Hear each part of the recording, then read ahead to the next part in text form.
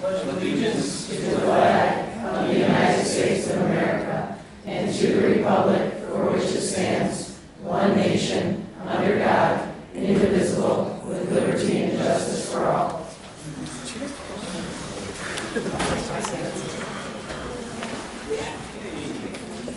Ms. Ackerman, roll call, please. Mr. Stahl? Here. Mrs. Mitchell? Here. Mr. Myers? Here. Mr. Trombley? Here. Dr. Krebs? Here. Mr. Birchfield? Here. Okay, do we have a motion to approve tonight's agenda as presented? So moved. Support. Moved by Mr. Myers, supported by Mr. Stahl. Any discussion? All those in favor signify by aye. Aye. Any nays? Okay. 6-0. Dr. Gray, Shining Star. We begin tonight with Kay Nicholas. If she would come up, you might recognize her from her former days at Miller and also the year at Lindbaum. But Kay has a nomination tonight for a very special Shining Star. I've been, is this on? Just use your classroom voice. Okay. It's been a while since I've been doing this. About a year ago, I went to Greg Gray, and a group of us talked to him about bringing Blessings in a Backpack, the national organization, to all the elementary schools in Brighton. And he very graciously allowed us to do that.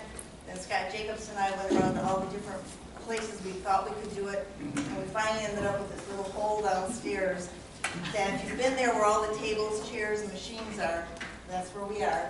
And but we needed shelving, and we needed a little cleaned up area. And luckily for us, this fine young man over here got it all ready for us.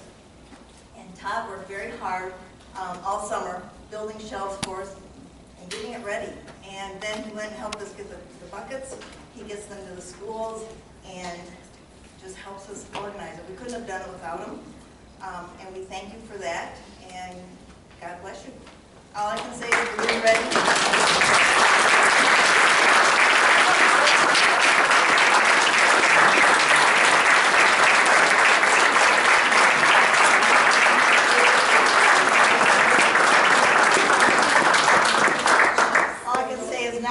Ready for hopefully our second year. We did 4 elementaries and 2 kids at Malby this year. We're hoping to get the GSRP, and I'm working with LESA with GSRP and Head Start kids over at Miller to get them included in this. And it's a great organization. If you want to donate, it costs us $100 per kid per year. If you'd like to make a donation, we would love to take it. For Todd, thank you, dear. Thank you for everything. Yes, it was a pleasure. I enjoyed doing it. Thank you. I won't talk.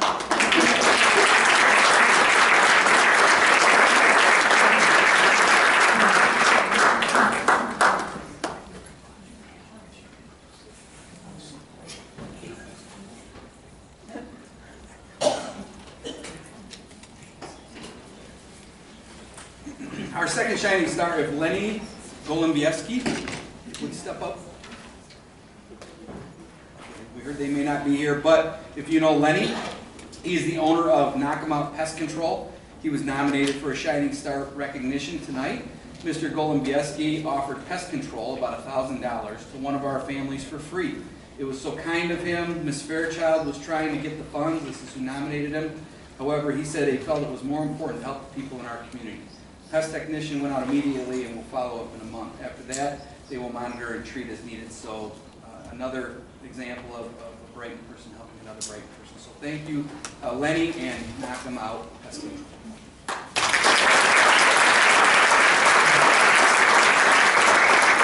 Finally tonight we have Mr. John Thompson, our athletic director, and we have lots of Shining Stars for winner.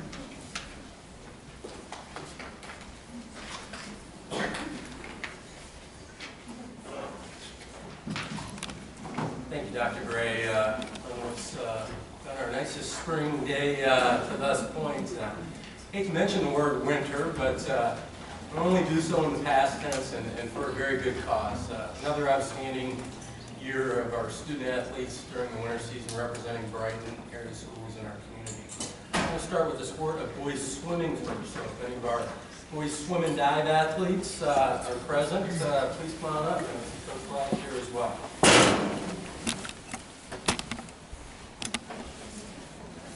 So, in the pool this year, our boys swim and dive program continued to build on the momentum of the past couple of years.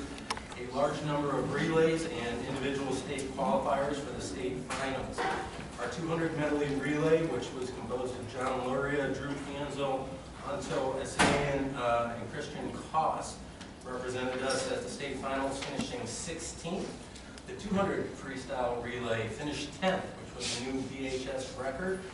We were represented the 200 freestyle by Leighton Green, Christian Koss, Remy Fisher, Scott Spanstra. In the 400 freestyle relay, they also finished 10th, and was a new VHS record.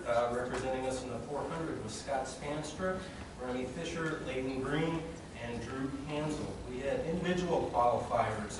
Drew Hansel, one of our seniors, in the 100 butterfly, finished 16th, a new VHS record. In the 100 breaststroke, finished 10th. John Luria, another senior, finished in the 106th in the 100 backstroke, earning all-state status. Kate Hammond, one of our divers, our senior divers, finished 5th in the state of Michigan, earning all-state honors. Remy Fisher, a junior, in the 200 freestyle, finished 23rd. In the 500 freestyle, finished 21st. Scott Spanstra in the 200 freestyle finished 25th. And in the 500 freestyle finished 25th. Leighton Green, and a sophomore, in the 200 freestyle took 28th. And in the 100 freestyle took 22nd. Scott Scrivano, one of our sophomores in diving, finished 22nd in the state of Michigan. And also one of our seniors, Seth Ellis, represented us at the state finals as one of our relay alternates. Just a really, really fine season, and look for more great things to come from Brighton boys swim and dive. Nice job, guys.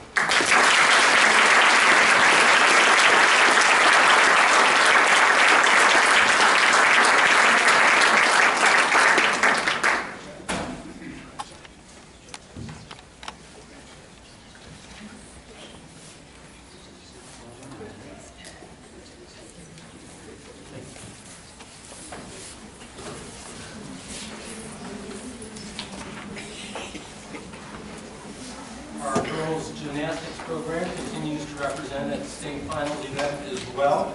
I know I saw Lauren Mercer walk in. I'm not sure if I see any of our other gymnasts, but come on up, Lauren. So we had a number of individuals along with Lauren that qualified for the state finals this past winter. Beth Peruzzi, a freshman on beam. Sarah Peruzzi, a senior on beam. April Fox, a freshman on all-around. Elise Herzog, a freshman on bars. Lauren Mercer, the aforementioned Lauren Mercer, a senior, goes out in style by qualifying on the vault. And Libby Stafford, a freshman on bars. So we had really good senior leadership on this team, and you can see by the number of youngsters that made it to the state finals that there's more good things to come from gymnastics. So thank you, Lauren, and thank you to your teammates. Great year.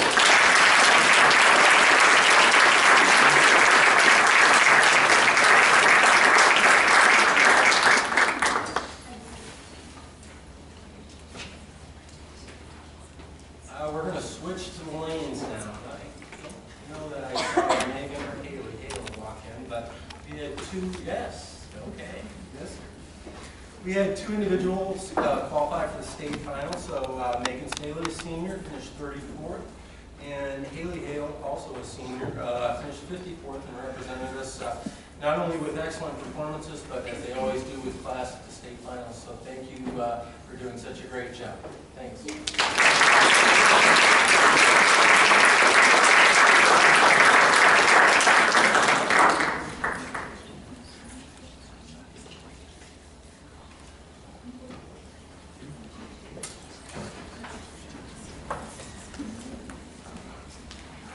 From the bowling lanes to the slopes, we're going to next talk about our boys ski program.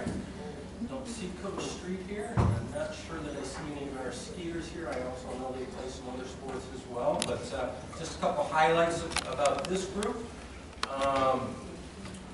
The boys ski team was represented by Nick Barr, Jacob Cook, Grayson Keener, Andrew Myers, Jacob O'Cronley, Alex Stewart, Ian Swanson, Luke Vaden, and Danny Bond. Our boys ski team finished third in the state of Michigan to our perennial friends in the UP, which seem to end up usually in the 1 or 2 spot each and every year. But that is the best finish by a Brighton High School team and a Livingston County team ever. So certainly just an outstanding accomplishment in its own right. A couple of individual notes. Danny Vaughn, one of our seniors, he was all-state, 6th in the GS and 4th in slalom. That's the highest dual finish by a VHS or Livingston County skier since 1989. So Grayson Keener, also a senior, earned all-state honors, and Andrew Myers, a sophomore, earned all-state honors. So just a fine campaign by our boys ski team. Sticking with ski, any of our girl skiers are here. I didn't see any, but I'll talk about them briefly here. They represented us at the state finals as well. That was Edie Carney, Maddie Carrico, Kylie Gardner, Evie Holden, Eleanor Swanson, Victoria Vaughn, and Elizabeth Williams. They finished in 7th place in the state of Michigan, and Maddie Carrico earned 2nd team all-state honors. So nice campaigns both by our guys and our girls on the slopes this year. So we'd like to recognize them as well.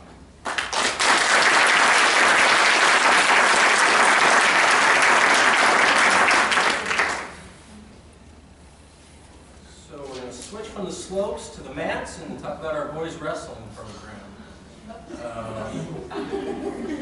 So our boys wrestling program finished with a 33-1 record. They were KLA champions. They were also the division and conference champions in the KLA, district and regional champions, and again made it to the state finals where they were the runner-ups. They ended up ranked 19th in the nation at the end of the season. They were coached by Mr. Tony Greathouse, representing us on the mats.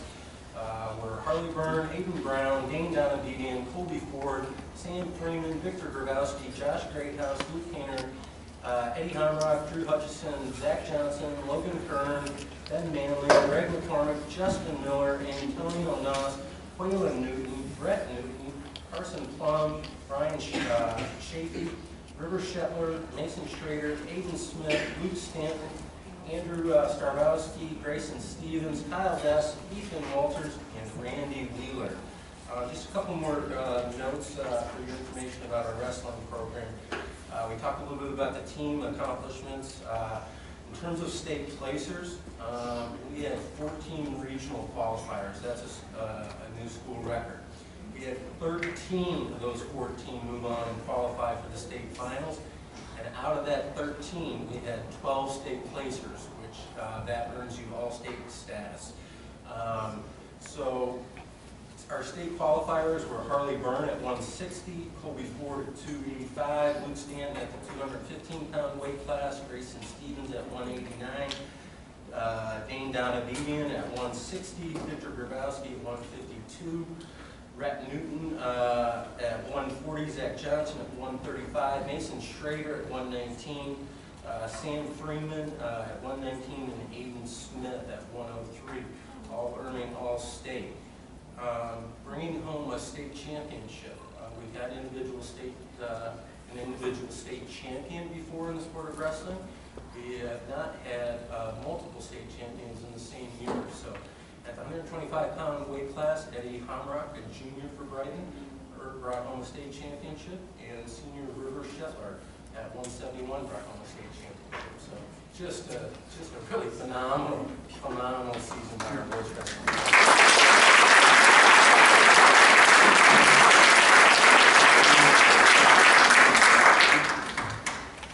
So we had a couple of all-state kids, and I don't see them in the room here, in the sport of boys hockey. Tim Urkala earned first-team All-State. It's the third time in a row that he has earned All-State honors.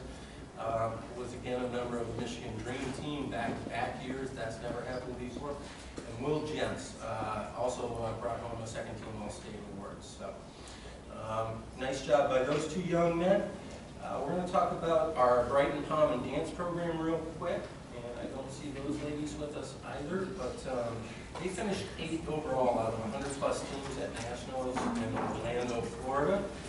And representing us in dance and pom this year were Chloe Burke, Danielle Carlini, Maddie Castillo, Colby Harris, Olivia Kish, Gabrielle Myers, Ashley Kors, Grace Frugo, Marlena Police, Morgan Regaldo, Olivia Rogers, Eleanor Smith, Sydney Tyjan, Cameron Tyler, Isabella Weber,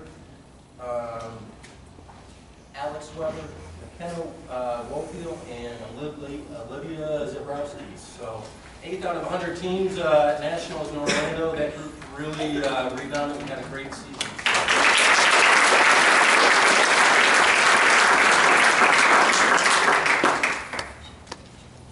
So just a couple other tidbits before we introduce our last group. Boys basketball finished up a positive campaign, making it to the district finals. Our girls basketball program finished 21-3, 13-1 in the KLA. They were the KLA West and Division League runner-up champs, and they were MHSA district champions. So an outstanding season by those young ladies. They're very young. We look for great things next year from them as well. Our boys and girls bowling both had solid campaigns in the KLA. And our hockey program finished second in the division and third overall in the KLA, which is honestly, and I know I'm biased, but probably the best hockey league in the state of Michigan. So, also, we had 472 students representing our community and our high school this year in our 12 winter programs. 76.1% of all those high school student athletes earned 3.0 or better in the classroom. So.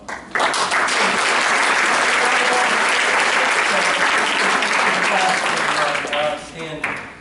So our last and final group that we're going to introduce to you this evening, as I switch papers here, is our girls competitive cheer program. And I know they're here because I could hear the chatter before we got the meeting started. So vocals are an important part of their sports. I love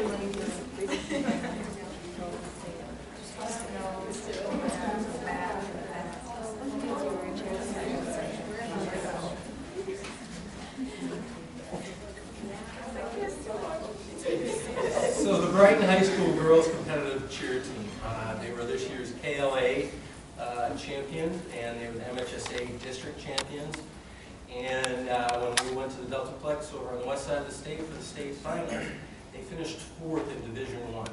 To give you some perspective, that's the highest finish ever since 1999. So this group has been working hard. And the rewards for that hard work are starting to come to fruition. And I know that the groups that will come after them will not only thank them for setting the bar high, but will continue to excel as well. So representing us at the state finals were Michaela Andrews, Grace Anthony, Hannah Berry, Hillary Billmeyer, Haley Buckley, Catherine Crothers, Gabrielle Ditto, Riley Harville, Alita Jadon. It's okay. How did I do it? Jadan. It's okay. All right. I practiced that all day today, too. This is Cataldo. Also, Sarah Jones, Rebecca Kelly, Sarah Luck, Lexi Maximoff, Melina McNeil, Kenzie Neal, Kylie Neal, Kayla Bapizzo, Isabella Regina, Adri Smith, Alexis Templeton, Madison Bowe, and Yale Zoltakowski. They are coached by Miss Christina Williams. And also, I'm sorry, Christina Wilson is transitioning because I got one more thing to say. We also had some All-State kids representing us in this program as well. So our All-State athletes in competitive cheer, Alexis Templeton, Kylie Neal, Aaliyah Jadine. Good. Work in progress. It's okay. Bella Regina, Lexi Maximoff, and Yale Zotowski. Coached by Miss Christina Wilson, your competitive cheer team.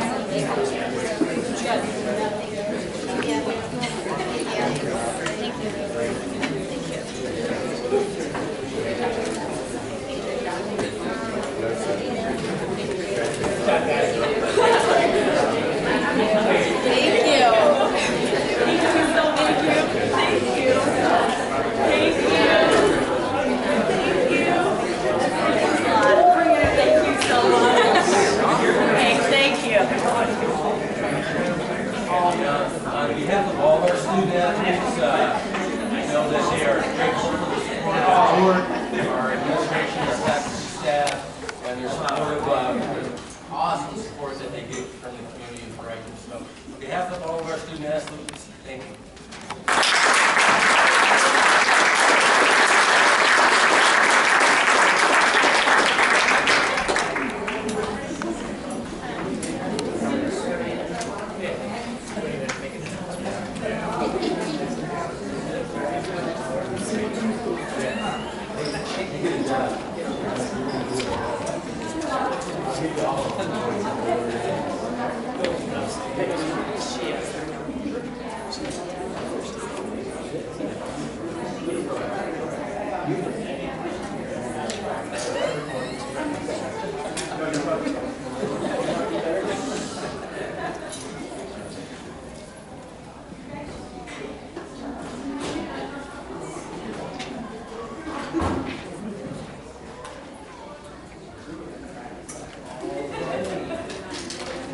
All right.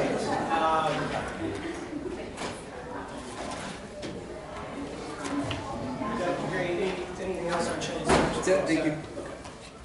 Okay, this moves us to our call to the public. Anyone that wishes to address the board this evening, please step to the podium, state your name, address, and we ask that you limit your comments to 3 minutes. You get a whole extra minute I didn't know about. Mindy Mashaw, 8785 Groves Court, Greenock Township. I'm here tonight as a parent of 5 children who have gone through Hawkins. My last 2 are there right now. I've been here a couple other times this year with some issues that we've had at Hawkins. This isn't necessarily really about me or my family. This is more about a recent incident that's happened that I really want to make sure has come to your attention. We have an amazing employee that has been recently pulled from Hawkins. The parents and the kids have been told nothing, and it's left a devastating impact. It's not a teacher, it's not a principal, it's not a parapro, it's simply our custodian who has made an absolutely enormous, huge impact on our school. Her name is Shay. Everybody in the school knows Miss Shay. Tonight before I came, I asked my son JJ, who's in 1st grade, what is it about Miss Shay that you like so much? And he said, Mom, on Popcorn Friday, she's got a huge pocket full of quarters. And if you forget your quarter, she makes sure you have popcorn if you want it. And it seems really simple, but to a 1st grader, that is the coolest thing in the whole world. I have sadly fallen out of love with Hawkins over the last few years and some of the problems that have occurred that haven't been solved there. But I will tell you, this year when I walked into the building, I got a high five from the custodian. I got, hey, happy Monday, Mom. Great to see you. I've never felt so welcome by someone before, and this was simply somebody who is the absolute lowest person on the totem pole, in charge of cleaning up things. As a mom, I can't even handle cleaning up. She's just an amazing person, and she's been recently moved to another building very quickly and abruptly. There has been 0 communication to the parents. More importantly, 0 communication to the kids. I see that as a huge fault on the leadership in that building, that there at least hasn't been something said. We don't need an entire dissertation of what happened, but we had a principal or a custodian who wasn't super well known in the building that recently, not so long ago, was no longer with us, and we brought in staff to comfort and consult with the kids. And this has been devastating to them. She was such an enormous part of the school.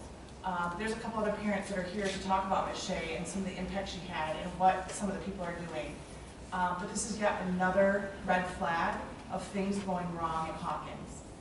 I'm going to leave here today hoping that you guys understand, I'm sure, the hiring climate right now. It's really hard to find good people. I struggle in my business right now trying to hire good people. She's working for a very low wage, and she's working as though we're paying her $1 million. I think her coming back to Hawkins at this point might be a very uncomfortable situation for her, and I care about her, and I don't want to see her get in that position. So I'm not here saying, please, please, please put her back in Hawkins. But what I am here to say is, please realize how valuable she is. She can make a huge impact in another elementary school. And elementary school is where she belongs. She coaches a Hawkins team for us for basketball. She doesn't have any kids in the program. Most of you know I ran the lacrosse program. We had 140 kids. We had 16 coaches that I had to claw, screen, kick, and drag out onto the field to make that happen. And here she is dedicating her Saturdays to coaching a Hawkins team for basketball. So she's a pretty special individual. She hasn't been treated that way. I'm hoping that somehow we can steer that ship a little bit differently and we can really truly make the Brighton difference here in treating her as the employee she has exhibited to our kids. That's all. Thank you.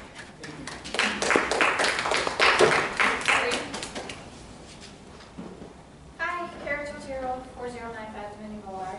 I'm here to tell you about the 5th and 6th grade students at Maltby have been working on a musical since November, and they would like to invite all Brighton area schools, and especially our boards, to their performance on Friday night at the Beach CPA at 7 p.m. It's a 1-hour show, and it's free, and I've got some invitations for you.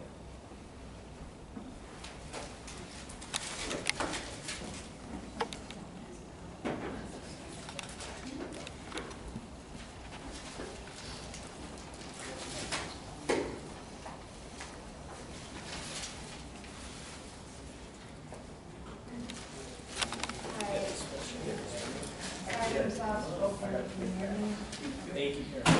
My name is Janet Zerlinski, 6415 Wildflower Lane, Brighton. I came to speak on behalf of Michelle. I don't know, okay. I can't even speak enough about her, to be honest. I have a son who's 8 years old, and he goes to Hawkins, he's in the 3rd grade, and he unfortunately lost his father a couple years ago, and I was in a horrible accident when he died, and so he has issues, but he's an intelligent kid, and I swear, she bought him football, she bought him soccer ball, she gets him baseball, and same thing, Popcorn Friday, she always did it.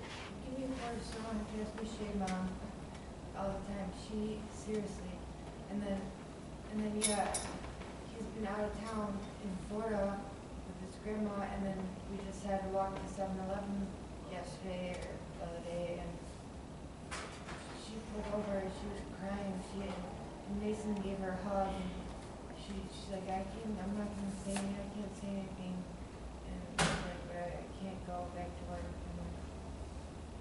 And then I asked around. I gotta voice it because she seriously makes a difference. I brought a little thing that I didn't even know my son made or something like.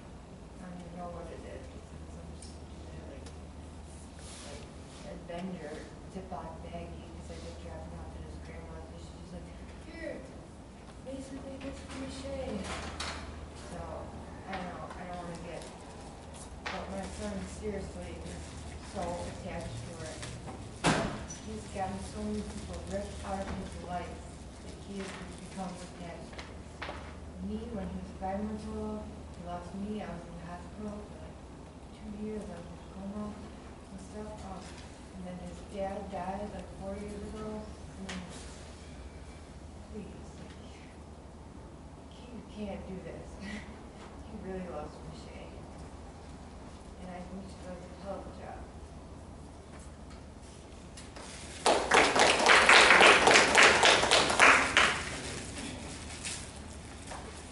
Hi, my name is Erin Daw, 7405 Wisteria Way, Greeno Township. And I'm here following the sentiments of these other ladies. I have 2 children who currently attend Hawkins. I am a volunteer parent there as well. I run the outdoor classroom. And I will say, when you walk into Hawkins Elementary, one of the first things that happens is that Michelle gives you a high five, a hug, a hello, a positive word. And I can't say that that happens in any other elementary school that my children have attended. This is our 3rd one. She is always willing to give you a hand. As I said, I work in the outdoor classroom. She's finding power tools and helping whatever project that I have. And she does it without attitude. She does it because she's happy to help. My children love her. She knows every child's name. And I will say that she is a big epicenter there, as she's not upper management. She's not of Brighton staff employees. She's with every kid all day, where the teachers are maybe seeing those handful of kids in their classroom. They don't know all the students in the school. Ms. Shea does. And she interacts with them. She gives her energy to them. She really, truly cares about them. And as Mindy said, she does work like you're paying her big bucks, and she doesn't complain about it. And I will tell you, around Christmas time, there was a memo put out to give Ms. Shea a Christmas bonus. And when it was put out on our Hawkins parent page, the response was overwhelming, if that tells you anything about her character and how the other parents feel about her. Collaboratively, we came up with a letter, and I can just quickly read it to you. It's not often in life that so many people share a unified opinion about another human being. You are truly one of a kind and someone admired by all you encounter. You have a special gift of bringing positive energy and warmth to our children. As parents, we feel special gratitude towards the adults whom we entrust to teach and love our kiddos while at school. You are my friend, you are a friend, an integral part of the tribe as you energetically do both without hesitation. As a heartfelt thank you, we the Hawkins parents want to make you feel just as appreciated and special as you make our kids. On all the ornaments you received today, recognize the words on each hold meaning. The words are those quoted from our families and describe the amazing attributes we see in you. As each year passes, we hope that when you hang these on your tree, you're reminded of the qualities that make you such an incredible asset to our community and loved by so many. And it's signed by over 70 parents, and we raised about $1,200 to give her as a Christmas bonus. So, again, I hope, as Mindy said, if it's not a possibility that she comes back to the Hawkins community, that her purpose truly is with the elementary-aged kids, and we hope that she can find a place in the Brighton community with maybe another elementary school. Thank you. Thank you.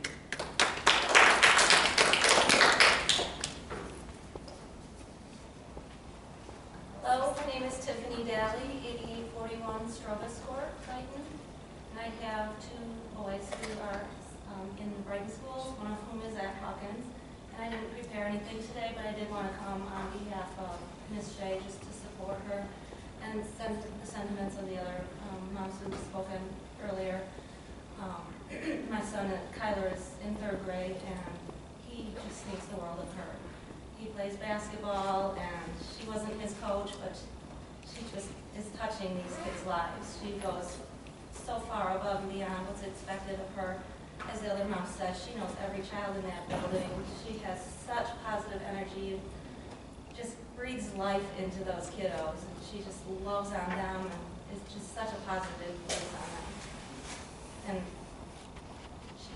I just can't imagine where she would be without Hawkins. She loves Hawkins. She wants to be there. I just wanted to resonate the sentiments of the others who spoke on her behalf tonight.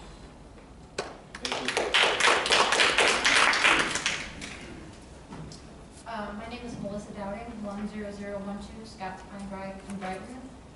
I'm at the school a lot. I have 2 kids at Hawkins, a 4th grader and a kindergartner. My 4th grader is here today, not paying any attention, but yeah. He had a little bit of a rough time this year for the first time ever. He kind of had a little bit of separation anxiety when I would drop him off at school. And it got to the point where he was literally like holding on to me and crying. And this was a shock for me. He had never done this before. He's in 4th grade, this isn't new. And one day, Ms. Shea was standing there high-fiving all the kids, and she saw the struggle I was going through. And she put her hands over, or put her arm around his shoulders and said, "Come on, buddy, tell me about hockey, tell me about this, let's walk to class." And for about 3 weeks straight, she walked him to class and made sure she was there every single morning to walk him to class. So she's had a huge impact on my son. When he found out she wasn't there, he just, he's like, "Well, what if she can't come back? What if this, what if that?" It's just heartbreaking. I was at Hawkins today, and it's like a black cloud is over the school right now. Like, every time I hear keys jingle, you want to go, "Hey, Miss Shea!" Like, it's almost sad. And as the other moms have said, these kids have gotten no explanation whatsoever. A 1st grader today told me that Miss Shea retired. So I'm like, but it's almost like they lost their best friend, and their best friend like isn't there anymore. It's almost like she died, and they don't understand that. So something has to be addressed to these poor kids. And again, I agree. If she can't be back at Hawkins, then I mean the woman has a gift, and I mean she makes everybody that she encounters feel like they're the most special person in the world. And I mean, she'll talk your ear off and stuff, but it's, I mean, she loves these kids. And she came to my son's hockey games. She drove to one in Heartland. She came to one that was 7 o'clock in the morning. So, I mean, she came to their baseball games last year. They just love her. And as a mom who runs Popcorn Friday, it's been brought up a couple times. She will go out to her car and scrape together change to buy popcorn for all these kids. I mean, it is, I've never seen anything like it. Like, we'll put in money. I'm like, Shay, don't worry about it. I put in $5. And she's like, no, you donate it. Give it to whoever is going to take the money. And I'm like, you've got to be kidding me. If we run out of popcorn and we're repopping it, she literally will take a running poll of the kids that didn't get it and deliver it to their classrooms. How she even remembers who didn't get it, I have no idea. I remember 4 names. She remembers 30 kids. I mean, it's amazing. And she doesn't ask for anything, but she's grateful for anything that she's given. But it's just a very, very, it's almost sad walking into Hawkins. And to me, Hawkins, I haven't had any issues. I love it. I love the school. But it's just sad now. Kind of lost its rainbow. So any consideration that you can give her, especially, she definitely deserves so much more in life. So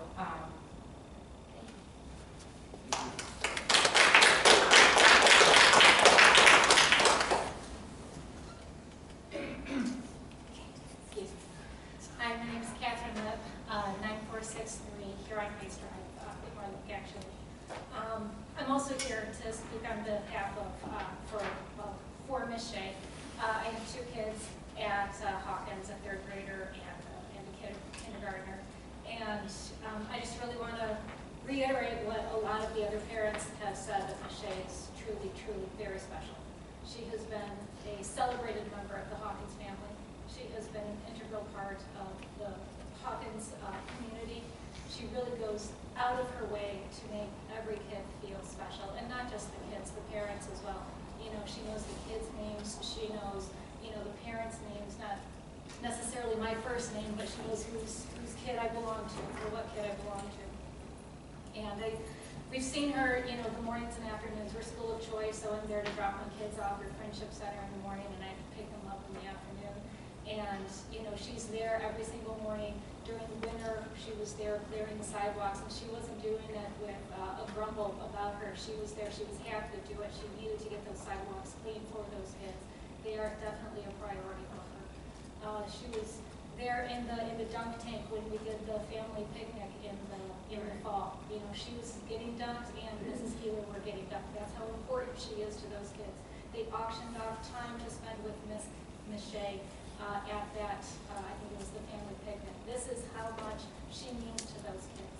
You know, the kids want to spend time with her. The kids look forward to seeing her. She makes them feel important. She makes them feel special. And if they're having a bad day, my kids especially, we're running late sometimes, and I'm in a hurry, I gotta get to work. I'm cranky. I've been hollering at the kids to get them out the door. We see Miss Shea in the morning, and she brings a brighter light. You know, she gets rid of the cloud that's over our mood. She does it not just for the kids, but for me too. So she has been a very, very special member of the school community, and she is a very, very special person in her own right. So I want to reiterate what the other moms have said, that she really deserves to be acknowledged for the positive contribution that she makes to the school district in the role of custodian, right? I mean, she's not usually in a position that is celebrated, but she does that job as if she's getting paid $1 million, as if that is the most important job in the whole entire world. That's how she does that job. So if she doesn't come home to Hawkins, she can absolutely make a difference in another elementary school, and I think she deserves, she has earned that importance to be given that weight, because that's the role that she can serve in this district. And I just want to say that if there is anyone that deserves having the assumption of good intent, it is absolutely Ms. Shea, because she demonstrates that every single day she does. Thank you. Thank you.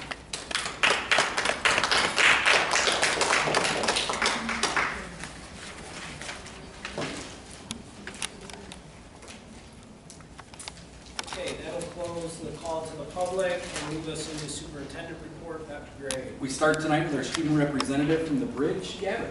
Up to you, buddy. Hello, my name is Gavin and I'm a junior at the Bridge. The Bridge Alternative High School was named Alternative School of 2019 by the Michigan Alternative Education Organization. Ms. Steven, our principal, will be accepting the award at the Mayo Professional Conference on the evening of April 25th in Bay City. The first Wednesday of March, we started little groups named Huddles. We started these groups so each student could connect to a teacher or a small group of students. These groups are a great way to promote positivity and make students feel socially accepted. I personally love these huddles because it gives me time to interact and or help other students in mind. On March 20th, our student leadership and Mayo group went to visit the Capitol and talked to some of the schooling committee representatives, one of them being Lana Diaz. As alternative education students, we talked to her about some of the changes we can do to make alternative education better and more positive. It was an honor to be able to have the opportunity to talk to someone that can actually make a difference in education. Our Mayo student leaders will also be participating in the spring conference in May. On April 5th, we took some of our history lovers to the Holocaust Memorial in Farmington Hills. It was a pleasure to be able to go and view this trip again. It's a great way to visually learn about a tragic event that happened in history. We were also given the chance to talk and ask questions to a real Holocaust survivor. We also had Cody Hogg, Grace Garcia, Hannah Cooper, and Gray Only's art entered into the art show at Brighton Library. These students would greatly appreciate if you showed their project some appreciation. Tomorrow, Wednesday, our students will be taking the pre-SAT, SAT, and WorkKey. Thank you, and have a great night.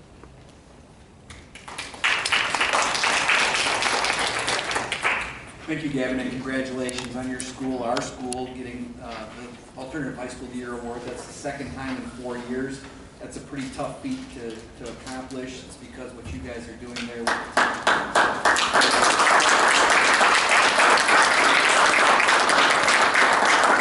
and we will be bringing Ms. Steven and some of the other key people there as well to a future board meeting to really let that honor soak in. So great job. We also have Dr. Turner here tonight, along with Margaret Adams and Tracy Richards, talk a little bit about the technology innovation. Innovation. Turn on some technology.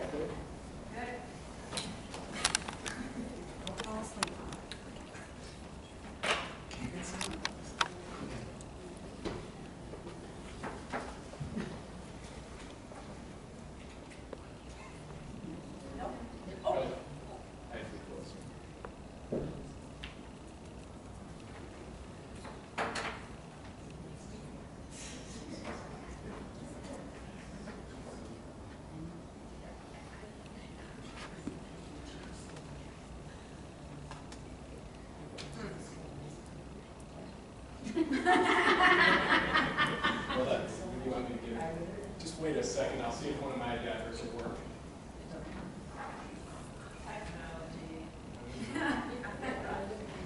Wait. And we're the technology goddesses in our building. That's not a good sign. That's not a good sign.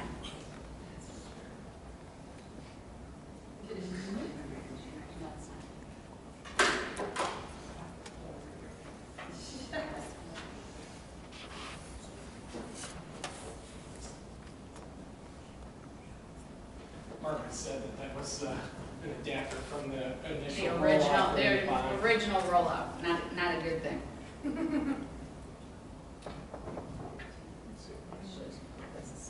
So while Tracy's setting everything up, I'm just here to introduce the initial 2018-19 Technology Innovation Grant reports with Tracy Richards from Horning Elementary and Margaret Adams from Spencer Elementary. They're here to talk about robotics. They have a whiz-bang presentation, I'm sure to tell you. Well, we should test drove it first. So I'll email it to you. I'll turn it up, and I can post it on the website like we did last year. So I'm Tracy Richards. I'm the teacher librarian media specialist at Horning Elementary. And I'm Margaret Adams. I'm the teacher librarian media specialist at Spencer Elementary. So we're really excited. This has been, last couple of years, we've been blessed with the Technology Innovation Grant. And so this year with our grant, Margaret and I kind of teamed and did it for our buildings together. So that was a lot of fun so that we could work together on it.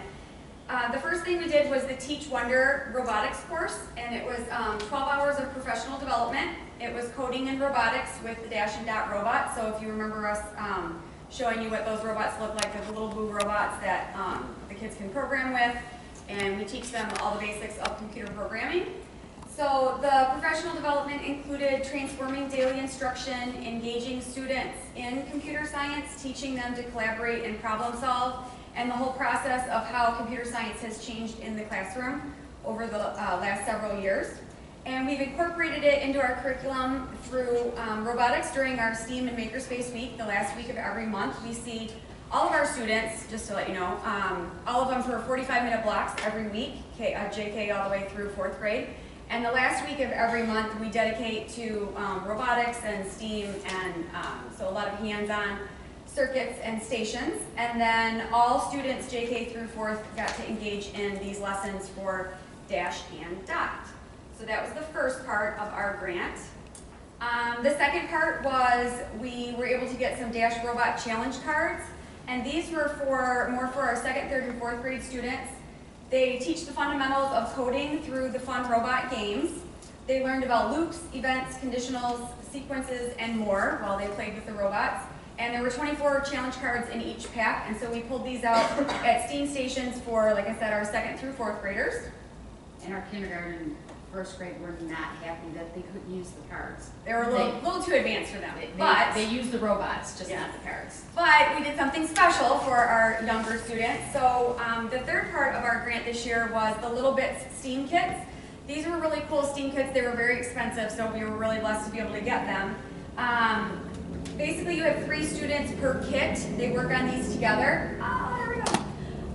So they are, we engage students in science, engineering, and technology, and we introduce these to our kindergarten and 1st grade students through our enrichment group. So Margaret and I see a small group of kindergarten and 1st grade students that are flagged through their NWEA scores, or children that need to be more challenged with science and technology throughout the classroom. So we pull them once a week, and we work with these small groups. And so here are a couple of pictures of these kids. We were amazed at what these kindergartners and 1st graders could do with these circuits. I just couldn't believe it. It was crazy. So you'll see these are all of our younger students, and they're working together, following the manuals and step by step. And starting this week, they're going to take it a little bit further, and they're going to actually try and make the cars that move through their circuits. So it's the actual age group for these STEAM kits are 3rd and 4th grade level. So it's awesome to see our younger students doing this. So hopefully if we can get some more of these kits, we'll be able to use it with more students, but they were really expensive, so we got enough that we could use with these small groups and kind of pilot and see how it went. So, and the workbook that comes with it is awesome, because every circuit is color-coded, and then they put it together, and once they put it together, they try and guess what this would be in real life, And then at the bottom of the workbook, it actually tells them what it would be in real life. Yeah, so like what that circuit could power. It could power the one that my kids really liked was the one that had the different lights, and so that would power a scoreboard at a basketball game. And so they got to see, you know, they know that one part is the power, one part is the function, and the other part is, you know, the input and the output. And so they put it all together, and they're like, oh, that's really cool. That's going to make that someday. So it was really neat to see. I'll be honest with you, I didn't think that my first graders could handle it. And when my kindergartners came in here to do it, I was like, I'm just going to walk away. You guys play and have a good time. So, and they did. Yeah, they were awesome. So we really appreciate you guys having this technology innovation grant because we wouldn't be able to pilot these programs without it. So We'll send some videos so that you can hear the constant horn blowing for once the basket is shot. yeah, They discovered that one and they would not stop. And the teacher that shares the space with me, the AE teacher, came out and she's like, what is that noise? You got six kids going at the same time, and they're all plugging it in at the same time. They thought it was funny to do it in rhythm. But it was great. They were very excited about it. So thank you very much. So we thank you. Yes, Dr. thank Turner, you, for Dr. helping us Turner, with for that. that And grant. yes, it's been fantastic. So thank you very much. Any questions? Good job. Great job, thank you.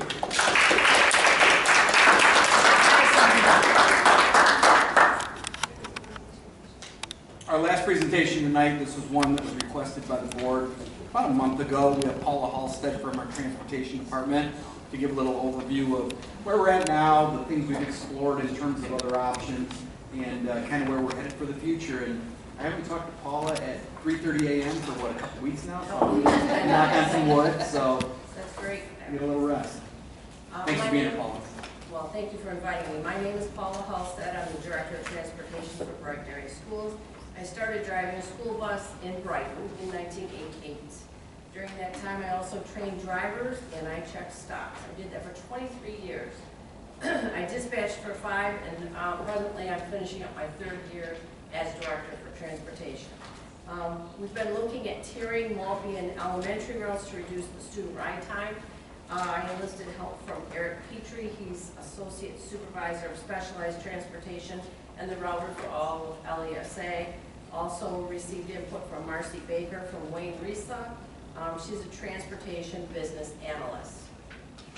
Currently, our current operations, we have 29 routes. We have 26 full-time drivers, 1 full availability substitute, and 6 partial. 24 of our routes service Brighton High School and Scranton both. 5 service only Maltby and elementary. All 29 buses currently service the elementaries. We only have 6 existing Maltby elementary routes that have less than an hour ride time. 95% of our existing routes service Maltby and an elementary at the same time. Current fleet, we have 35 buses, 29 routes. We have 6 spares, 5 potentially could be on the road daily, 1 could not. Our goal here is to try to reduce, we looked at different options trying to reduce student ride time to less than an hour, and these were our initial observations. Scenario number 1 would be to separate the elementary students from the Maltby students, assuming that the bell times at existing stop locations remain the same. That would require 7 to 8 additional buses. That's about $100,000 a piece. 7 to 8 additional route drivers at $50,000 each annually, and that's approximately a 20 to 25% increase in overall operation costs. The advantages, of course, would be a shorter ride time for the elementary students. The challenge would be the impact on the working families. Sometimes the 5th and 6th graders are caring for the younger students because of the parents' work schedules, which would be that they would require daycare, which is financially, could be a financial burden, and also Bullpup in the Friendship Centers. They're currently full. They're always full. It's very hard to get your children into those.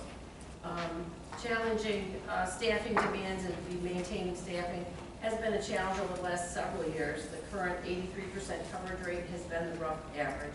Driver shortage is common throughout Michigan. Something we address through recruiting incentives all the time. We have a new one now that we've put out there for our drivers, so that if they recruit someone by the end of June, it's a $750 bonus. We don't have any takers yet, but we're working on it. Additional elementary routes would be limited to how many other assignments could be added.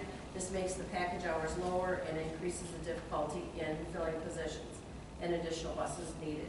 Scenario number 2, consolidate the existing stops and adjust the routing packages accordingly, assuming that the bell times remain the same.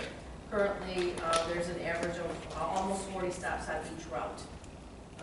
This means that the average bus stop serves about four students per stop.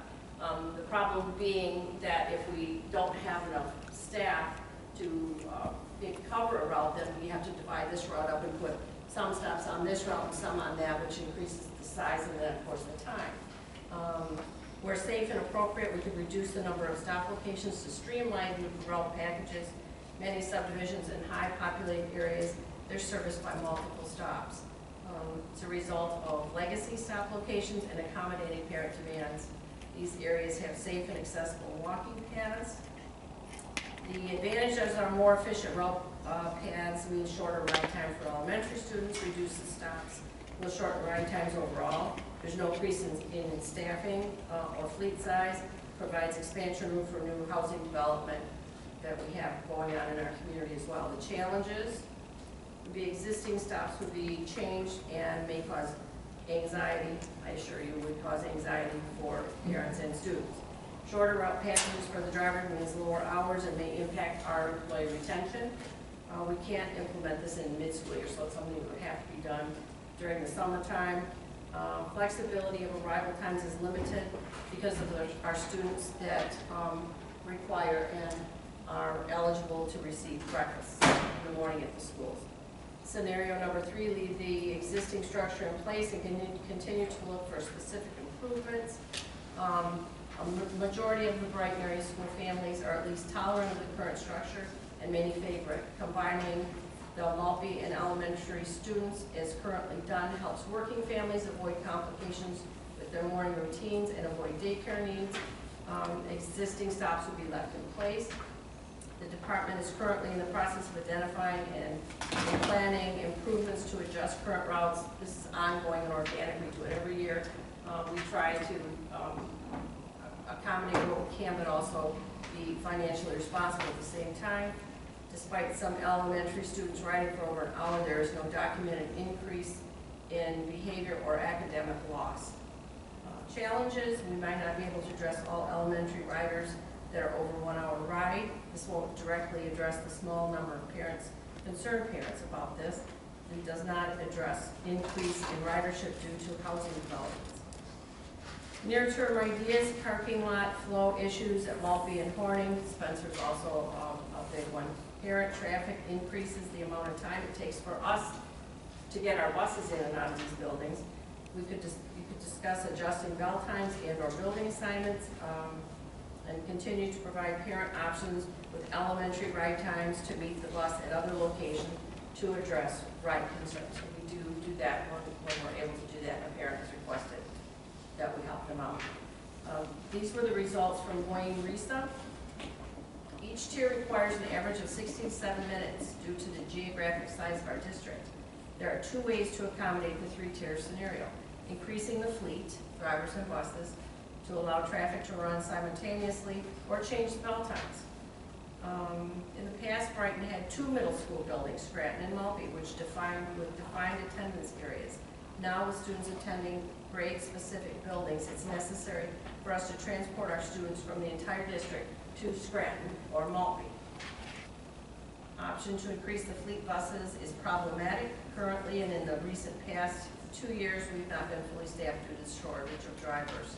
Some factors may be considered when making adjustments to school bell times, state requirements for specific academic days, teacher contracts regarding calendar and bell times, parent work schedules, and after-school activities would be greatly affected if we were to change and the students got home later in the evening. There's example scenario bell times for 3 routing routes here. This is just one example. Would be if the high school in Scranton dropped the students at 7:10. Maltby, we started running those routes then again at 7:15 and dropping at 8:30. Elementary buildings began running at 8:35, dropping students. That would be 9:35 we could get in there. if we separate those two, the Maltby and the elementary students. And in the PM, 2:56, that's about the time we're out of Scranton. Maltby, we would arrive late. We would arrive and leave. We would arrive then at our elementaries approximately 4:52, and then we would be leaving after 5 o'clock in the evening. So that's what we'd be looking at if we had to break it down. 50% of our students are bused. It's been like that forever. Some parents prefer that. Their kids are out late at night at practices and games and things. They want them to have that extra sleep. So a lot of parents, it's their choice. Spencer, we're going to look this fall and this summer, we're looking at some different ideas for Spencer. Spencer has a traffic issue right now, and we're going to some of those routes that when they leave Maltby, those streets that are very close, Kennecott, Arbor, behind Spencer, we're going to tier those. We have the time that we can leave Maltby, pick those students up, and then, which will help alleviate some of that traffic as well out of Spencer. We'll look at other ideas, of course, to try to do the same in other buildings. Our recommendation is that we stay the same, we keep the routing that we currently have. Any questions? Sure. So in any of those scenarios, what was the greatest approximately? Gain of time as far as the bus Short ride? of the bus. 10 minutes maybe, 10, 12. Wasn't much. If we, go ahead. Well, I wanted to ask you on one of the pages in here, when you said that the department is currently in the process of identifying and planning improvements to adjust the current routes. This is ongoing organic process that should not cause upset with the parent group. So what's changed this year from last year in regards to that statement?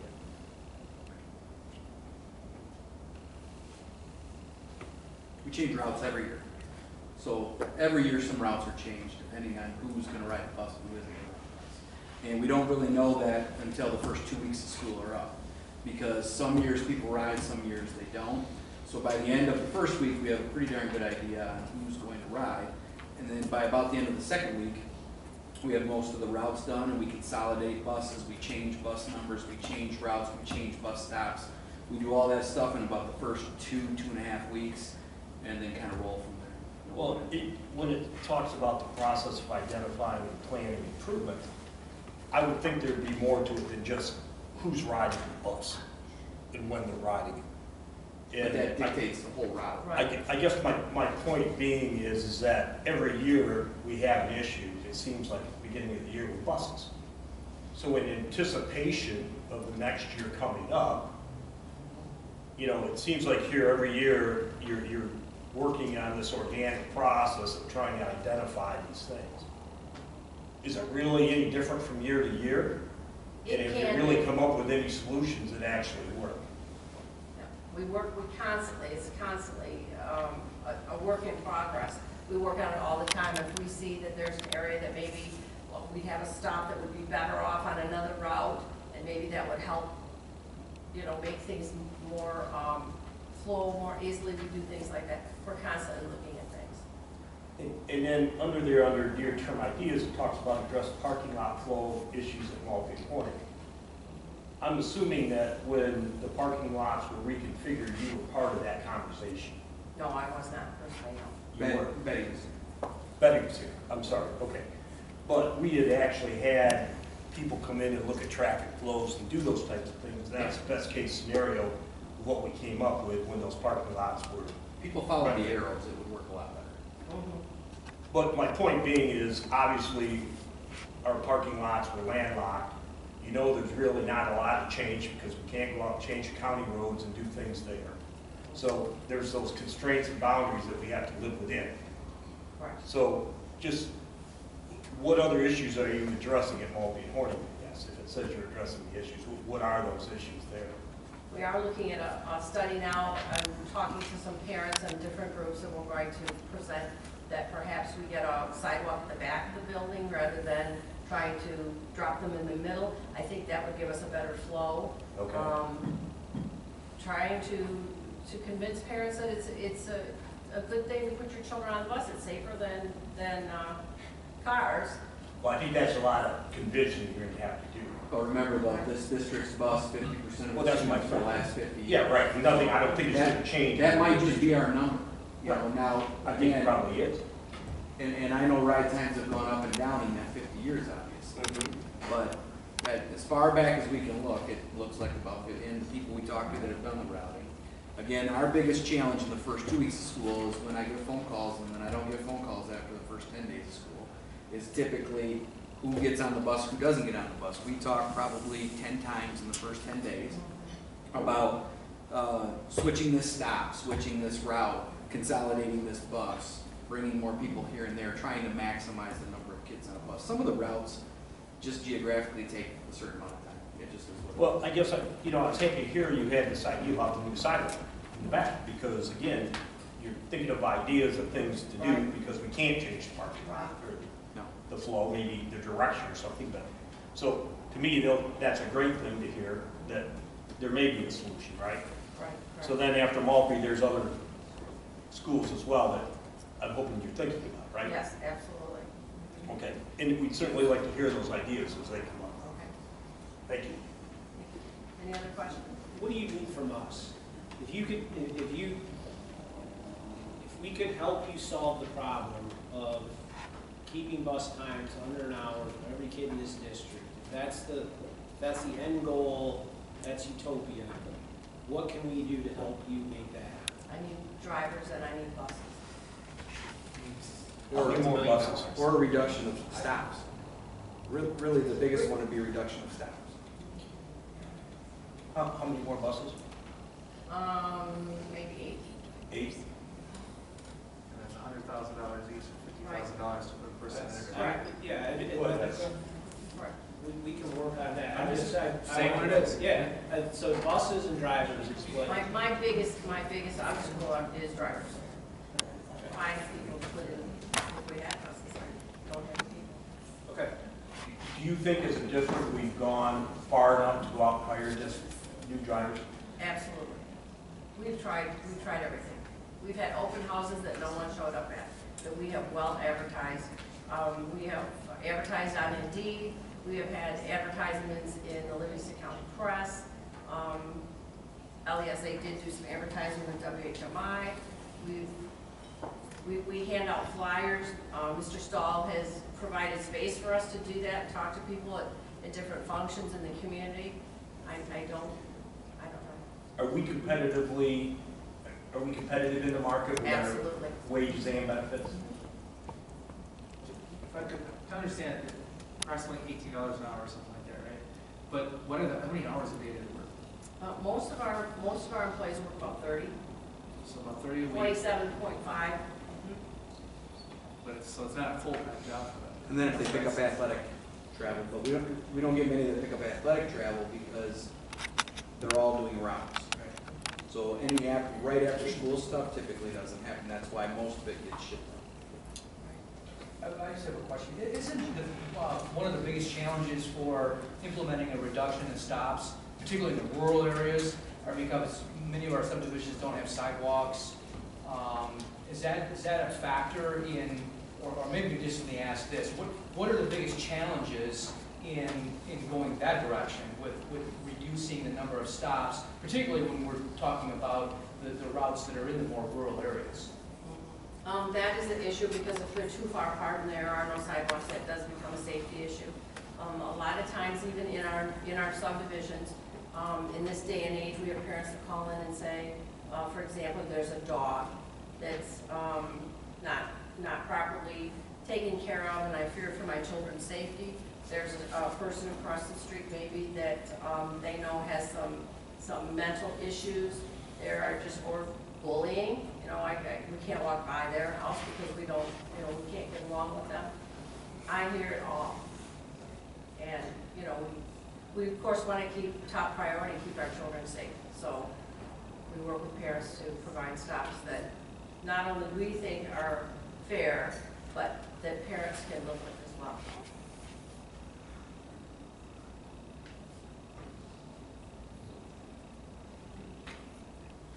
So I think anybody else have a question?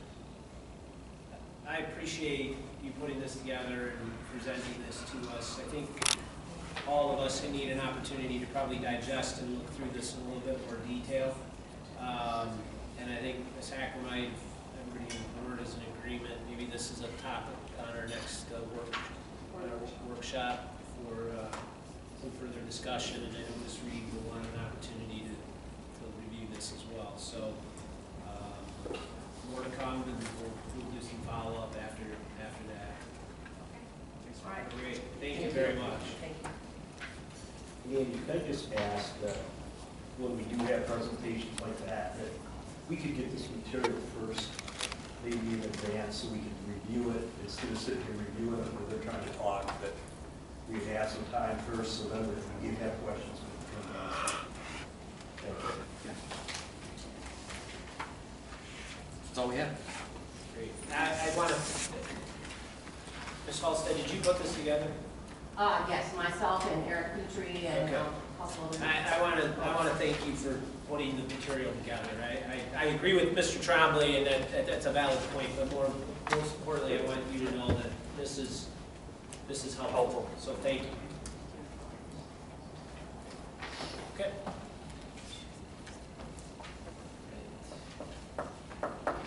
All right. That moves us out of superintendent report and into for action.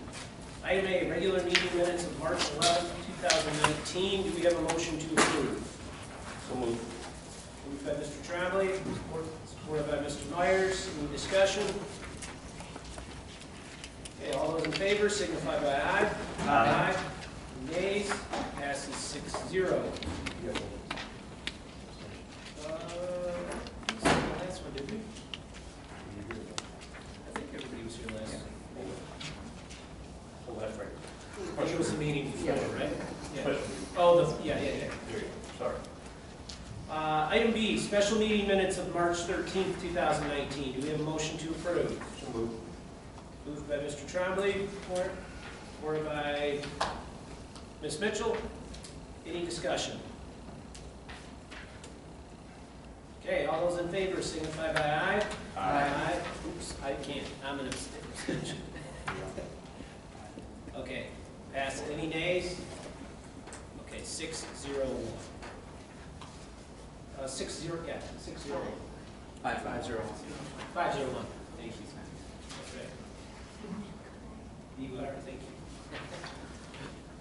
Item C, certified staff retirements. Dr. Gray. We recommend you accept the retirements of the teachers listed below. Lori Held with 15.5 years at grade 5 presently at Maltby. Suzanne Johnson, 31 years, grade 1 presently at Hilton. Anita Maynard, 20 years, online teacher at the high school. Margaret Moore, 39 years, grade 5 presently at Maltby. Patricia Moore, 25.5 years, special education teacher at Corning. Esther Morrell, 27 years, history health teacher at the high school and Scranton. Dana Nichols, 24 years, science teacher at Scranton. And Bruce Ritter, the top of our list, at 43 years at Scranton. So we recommend these with appreciation.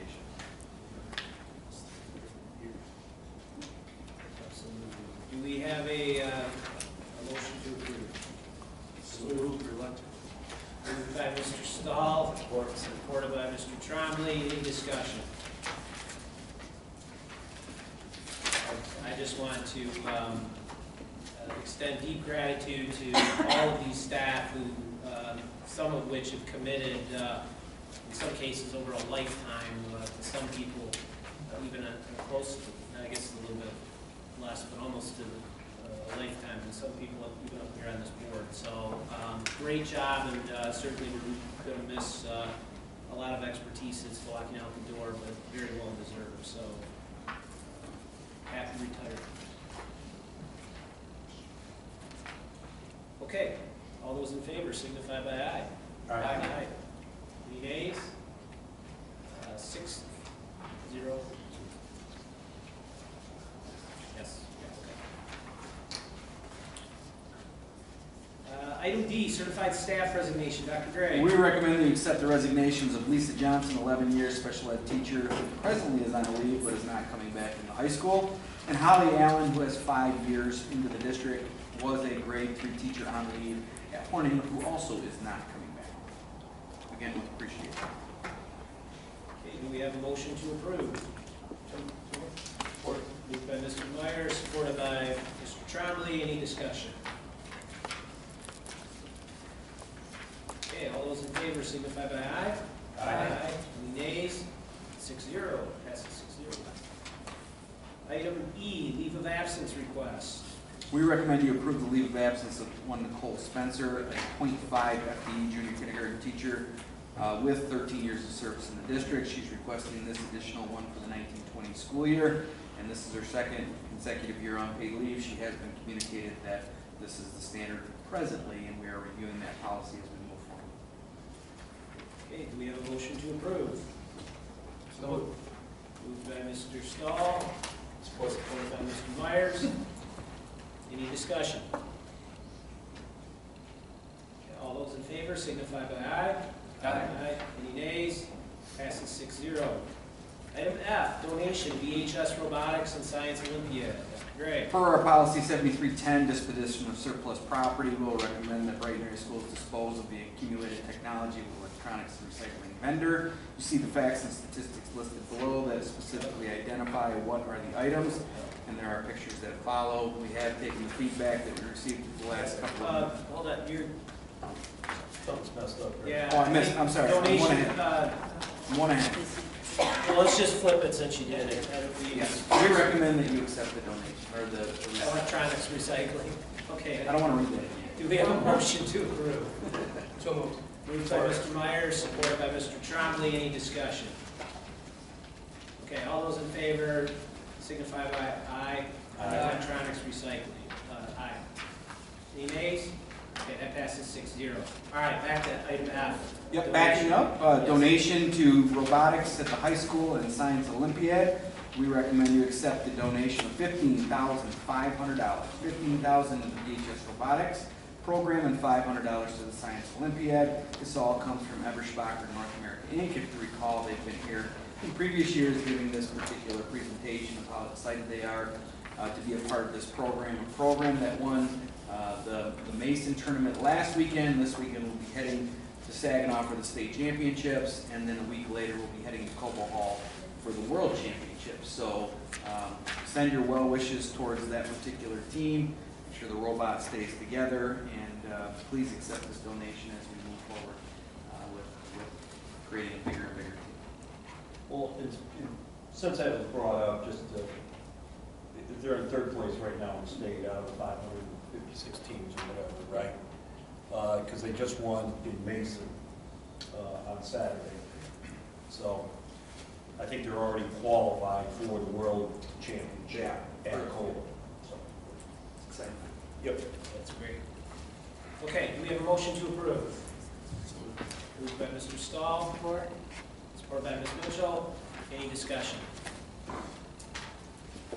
Okay, all those in favor, actually, again, big thank you to Eberspacher for this being the second of, I believe, 3 donations that they've committed to, but this is a tremendous help, and I think it's a true reflection of success that our team is demonstrating, and we couldn't do it without them, so thank you.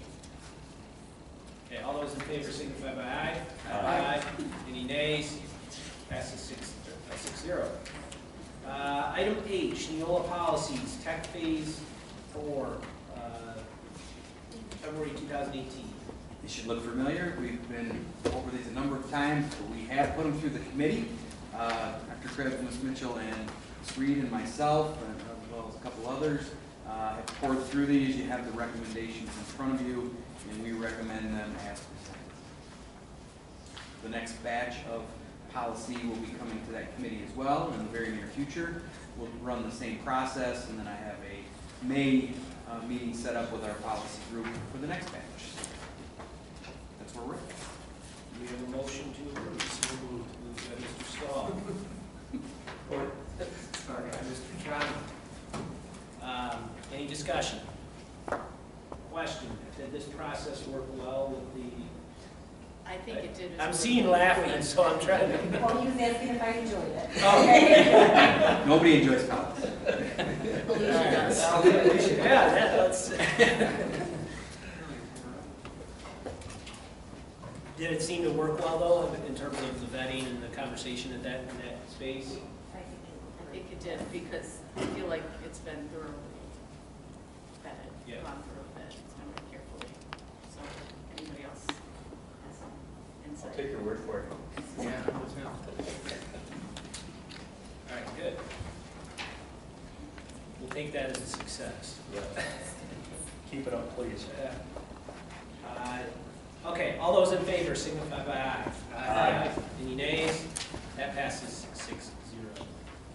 All right, that closes for action, moves us into for future action. Dr. Gray, item A is donation of therapy dog program. At the end of April, we'll bring you at our next board meeting a donation of $1,000 from the Crater Family Foundation, and that has to come in front of you because of our board policy 7230. If you know the Craters, Jack is a student of ours right now at the high school who plays on our Team Unified, and his mother is a teacher for us at multi-intermediate. His dad's very involved as well with all the programs in our district. They actually are a host family for one of our dogs as well. So a big thank you to them. I know they know the program works and continue to invest in it. Just a question, where will this dog likely go? This is $1,000 that just goes to the program. Oh, it just goes to the program. This Okay. isn't for a specific dog at this point. Gotcha. I think we're up to 13 now, with 3 that will be at the high school next year. Great. One at the bridge as well.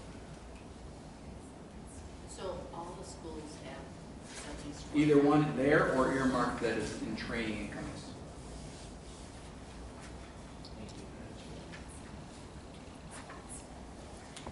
Okay, item B, donation of for BHS robotics. Dr. Gray. Again, our policy 7230 brings us anything above $1,000, and we will recommend in a couple of weeks that you accept the donation of $4,000 to the BHS robotics team to be used in competitions and supplies, and to accept this from Promise as presented.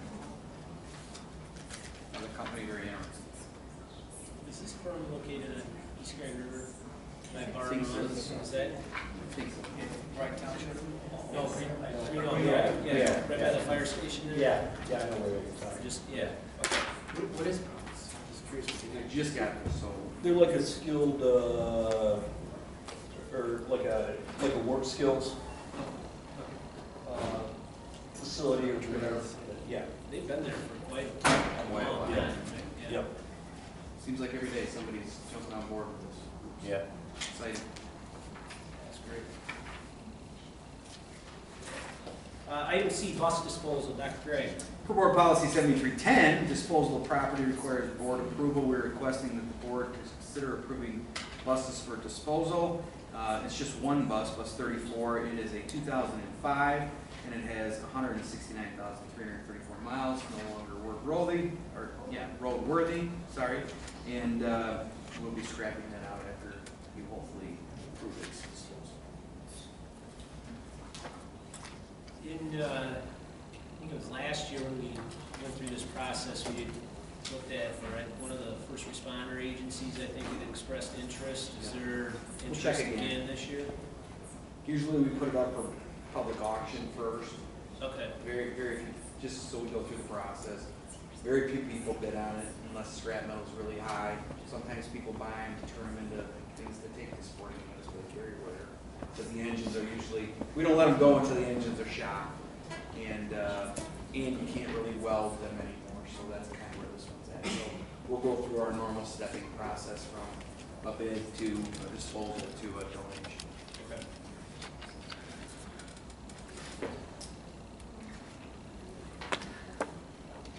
All right, that closes for future action and moves us into board committee reports, Board of Ed bulletins.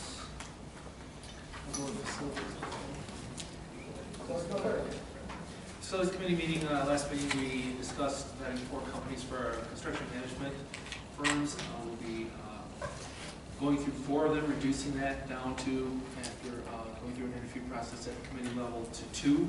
What we come to the board with is we want to get your approval or your concerns on this as far as bringing, do you want us to bring 2 of these final 2 contractors before the board, be vetted in front of the board, probably take about a half hour for each one, and make our decision in that manner at a board meeting? Or would you prefer to have the committee bring the final choice to the board after we've vetted them and make our recommendations as such. So we're asking for a consensus here as to how you want the process to go.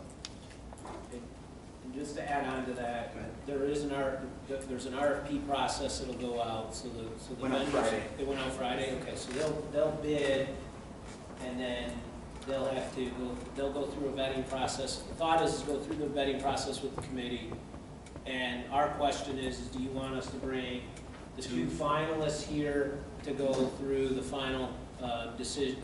The final decision is ultimately going to come to a vote at the board either way, but do you want to see the final two, or do you want the recommendation of the committee to come forward with the finalists and vote on it as a, obviously coming for future action, we can discuss it there and then for action. In other words, do we want them to present in front of the board? Is really or do you want us to make the presentations at committee level and bring the two finalists to you for a vote? I would be comfortable with the committee.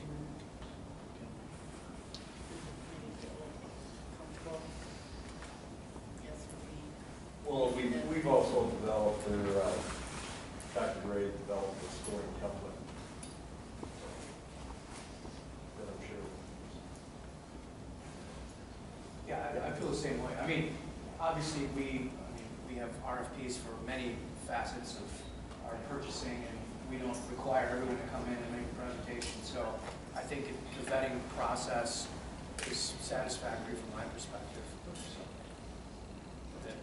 We just wanted to make sure that it transparency for the whole board that it was. So if I'm hearing it right, the consensus of the six of us anyways is bring the final to the table, the final two. As a recommendation. No, bring the final as a recommendation. As a recommendation. For future action. We're not bringing them here. Right. Okay. Thank you. Cool, thanks. Just timeline-wise, so everybody's on the same page, that RFP will be out until the 26th of April. We'll screen it those weeks after that, and then at the first committee meeting in May, we'll actually do the interview process for the recommendation for future action for the first board meeting in May. And then for action, the other one, while we have them looking at the future for action, they'll also be preparing to go to Treasury for us, with us on June 11th.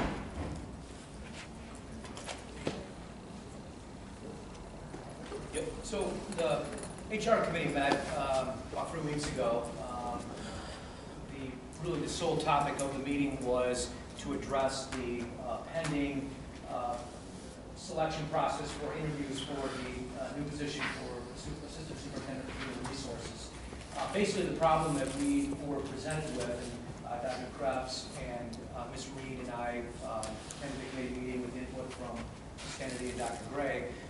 One of the biggest challenges we had was, given the number of candidates that had applied that had been selected for potential interviewing, and the process that had been selected for the interview process would have required multiple days and a commitment by 15 people, I believe, including committee members, administrators, teachers, and it just was not a workable process. So really the purpose of our, and really the sole item on our agenda was to decide or make a recommendation as to what the process should look like. And ultimately, again, with consultation and input from Ms. Kennedy and Dr. Gray, it was decided that the interview process would be consolidated into a single day, and it's going to be an all-day affair.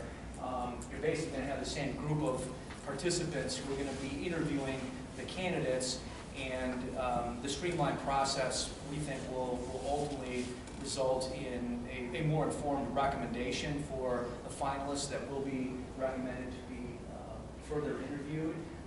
And frankly, it's really about the only workable process that we've come up with because of the demands that would be otherwise required for multiple days and the number of people involved. So working through that process, we are currently slated to interview candidates on next Monday the 15th, and we will conduct those interviews at that point in time, and then from that process, the candidates will be narrowed, and the process will move forward from there. So that's where the HR committee, and unfortunately, just because of the timing, we were really more focused on the process, and we had to kind of commit to a process just because of the extent to which that process has languished. And so it was really more of streamlining the process, which is what we were ultimately able to do. And I think all of the, I don't speak for all the committee members, but I think we're all satisfied that it will result in an effective process.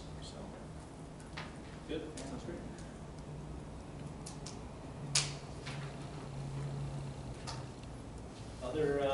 Any other board committee reports or bulletins?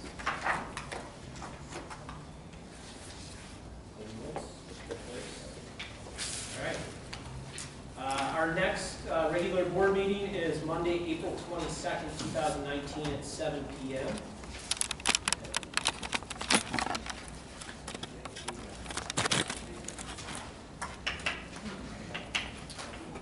oh wait, yeah, never mind.